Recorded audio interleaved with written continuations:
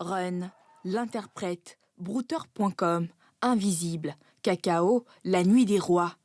Autant de productions cinématographiques ivoiriennes qui prouvent que le cinéma ivoirien se porte mieux depuis quelques années. Et ce, en grande partie grâce à une nouvelle génération de réalisateurs et acteurs talentueux et ambitieux tels que Alex Ogou, Philippe Lacotte, Howell Brown.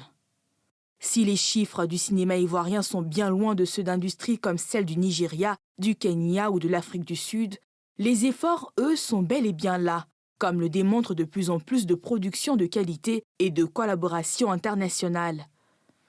Abdul Karim fait partie des nouveaux visages du cinéma ivoirien. C'est en 2005 qu'il entame sa carrière. Il a déjà joué dans une vingtaine de films. Pour lui, malgré la bonne passe que traverse le cinéma ivoirien, la question du financement demeure l'un des principaux challenges auxquels le secteur doit faire face. Je dirais qu'on a nos réalités. Donc, ne cherchons pas forcément à atteindre le cinéma nigérien ou le cinéma sud-africain. Il faut d'abord qu'on règle les problèmes qu'on a.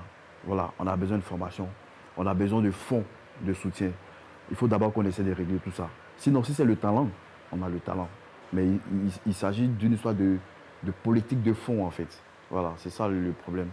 Si la majorité des films ivoiriens est destinée à la télévision, des réalisateurs visent à convertir leurs productions pour le grand écran.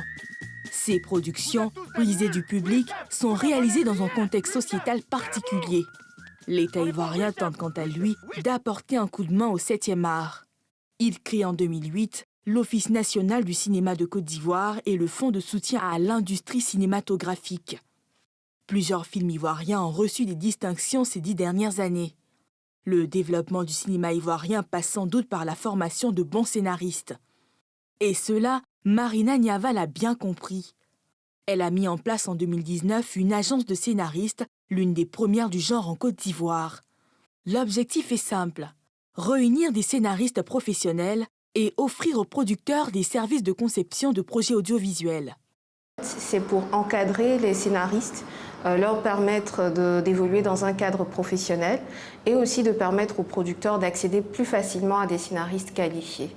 Et nous voulons aussi faire la promotion des bonnes pratiques parce que notre cinéma a beaucoup évolué dans l'informel et très souvent les contrats de droit d'auteur n'étaient pas signés en bonne et due forme. Et nous avons pensé à mettre sur pied cette initiative structurante qui promeut donc les bonnes pratiques et permet plus de professionnalisme dans ce domaine.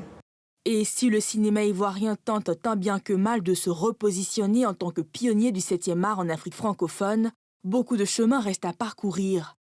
Depuis 1986, la Côte d'Ivoire n'a été représentée qu'une seule fois au Festival de Cannes en 2014 grâce au long métrage intitulé Run, réalisé par Philippe Lacotte.